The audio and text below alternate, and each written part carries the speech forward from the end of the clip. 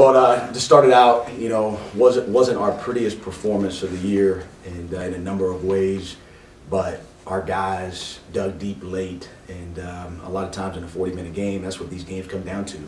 And the basketball's a game of spurts. We know that, especially if we've been around here the last couple games. But it's like that all over the country. And a lot of times these games, you know, there's spurts, there's high moments, there's low moments, and then it gets down in the last 5 minutes of the game, and it just really comes down to who makes the toughest plays. And, you know, to Mercer's credit, I thought they did that for the most of the night. I thought they beat us to a lot of balls. I thought they beat us to a lot of rebounds. I thought they took advantage of some of our size, but more importantly, I thought they played more physical than we did. But I thought in those last 8 minutes, it changed. And I don't know what necessarily changed it, but it did change. And once it did change and we were able to clean up the boards, we were able to get the loose balls, we played a little bit more simple offensively, then all of a sudden you saw the run take place, and we were able to close it out. Some of that run, or all of it, really was Daniel Fowler. I mean, he really provided a spark for you on both ends of the court.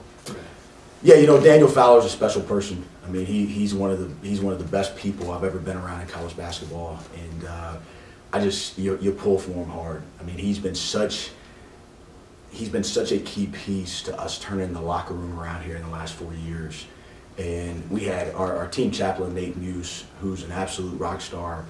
He did an exercise with our team in pregame before the Citadel game, and he basically asked everybody, he gave everybody pre-names. You know, he had a name, coaches, staff, players, and he wanted everybody to challenge somebody and then also to encourage that same person.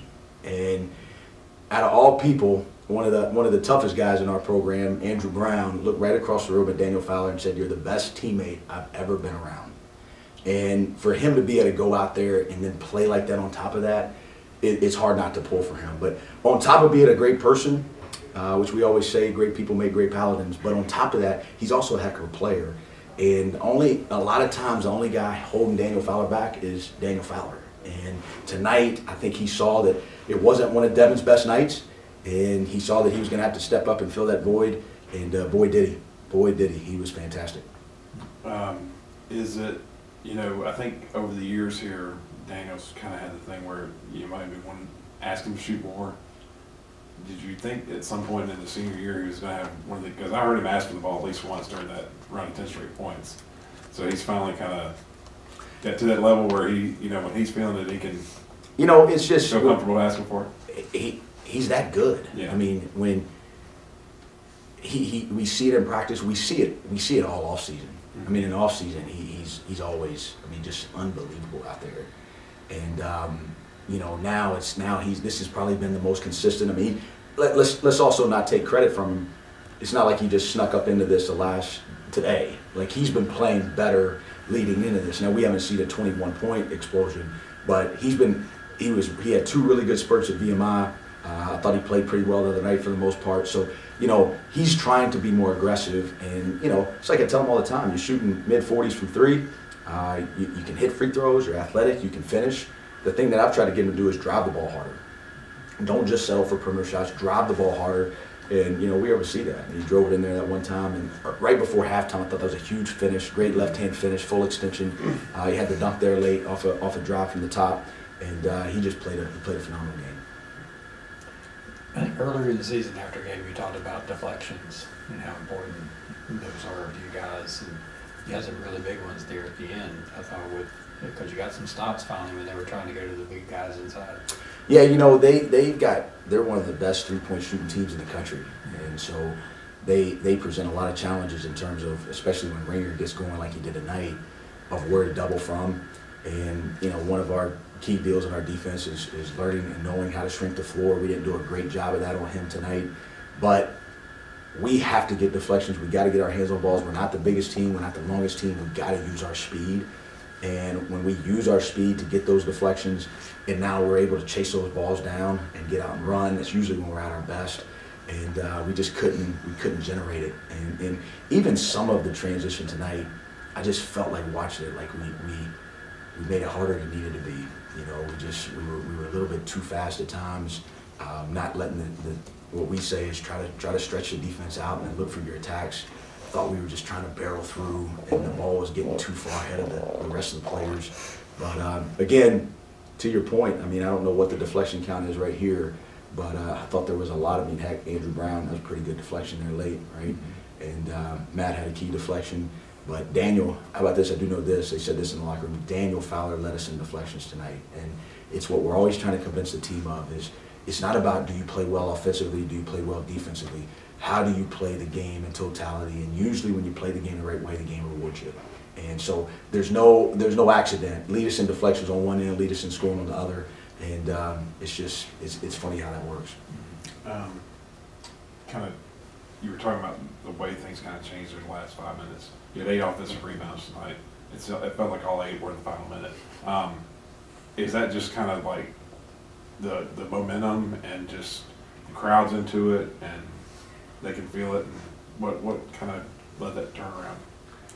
Taking your 2 feet and running in there and going and getting it, you know. And as simple as that is, I mean, it's something in the huddles we were talking about. We got to go, you know. We got to crash. And now some of them were long rebounds, and again, it's a 50-50 ball, and it comes down to will. And sometimes, as coaches, we don't like to admit it. Sometimes it just comes down to, you know, are you in the right spot at the right time? But you know, that's eerie similar to the finish last year. It was really similar. We had 2 key offensive rebounds, and then they got the intentional foul on Chris Acox to close it out. But you know, again, we scrapped there at the end. I thought we played harder those last 8 minutes than we played the whole game.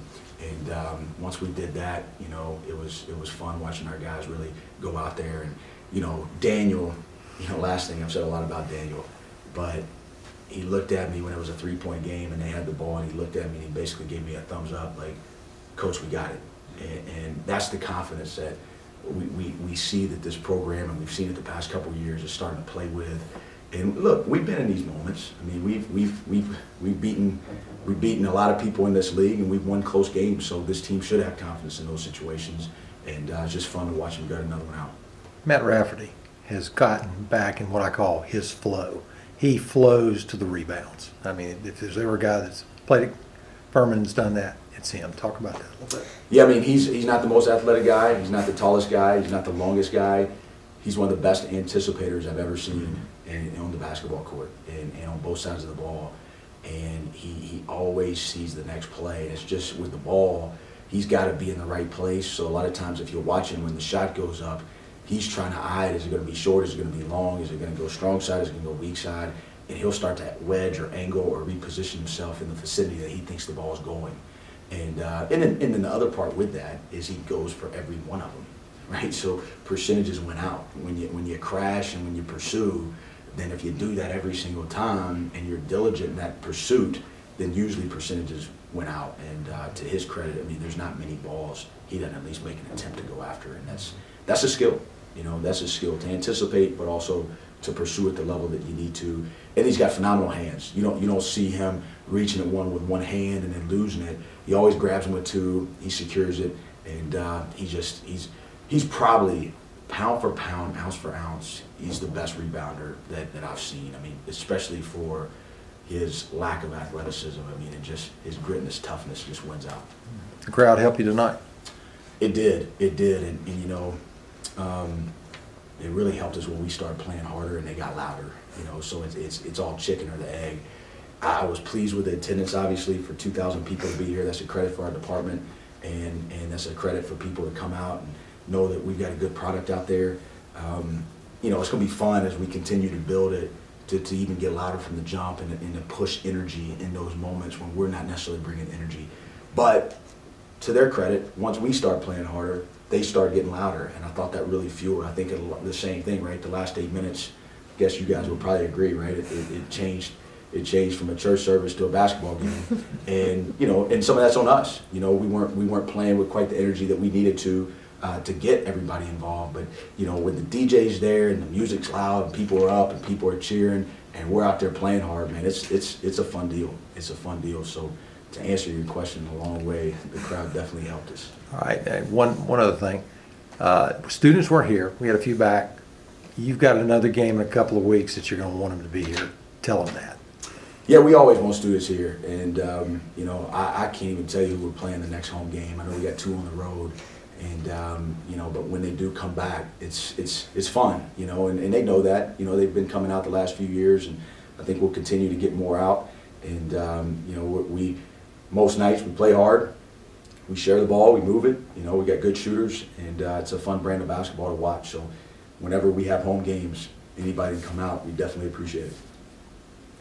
And one more thing real quick, you know, that's a defensive-minded team you're playing too, with a lot of athletes and veterans. You had 8 turnovers tonight, you had more steals and turnovers. Just kind of speak about it. Even though things weren't always the best offensively, I thought it took care of the ball tremendously. We did take care of the ball, and you have to, because as much as they try to play in the half court on their live ball turnovers, they're as good as anybody will play against and getting out in transition and running. And they're very, very good analytically in transition off those turnovers, and so we knew we had to value the ball tonight. You know, we valued the ball in terms of our passing. I didn't think we always valued the ball in terms of our shot selection at times tonight, and we got to be a little bit more disciplined there. But I mean, you take away, I think Devin had 4 turnovers, so the rest of the team had a total of 4. And you know, not to exclude Devin, I mean, they did a great job keying on him. Their game plan was to take Devin out, and they did a good job on that. I thought once he started getting in the flow of his game late, I thought he got some rhythm. But yeah, I mean, anytime you got to value the ball, right? Like if you value the ball, it gives you a chance to move it. It gives you a chance to get a shot, and for the most part, I thought we did that tonight.